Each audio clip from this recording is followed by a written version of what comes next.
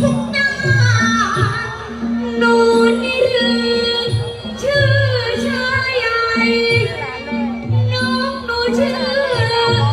น้องเล็กแต่หนูนี่ยังเป็นเด็กไม่เก่งไม่ดื้อรั้นสองราชบุตรคู่พระนครเราจะไม่จรจากกัน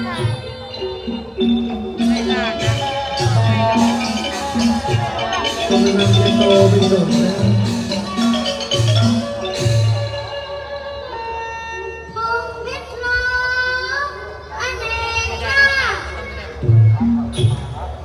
จะไม่พวกเราคุณพ่อคุณแม่ผู้แก่ผู้เฒ่าทั้งหนุ่มสาวแก้มใสช่วยเชียร์คนเป็นให้รักก้องเอาไว้สีห้องหัวใจ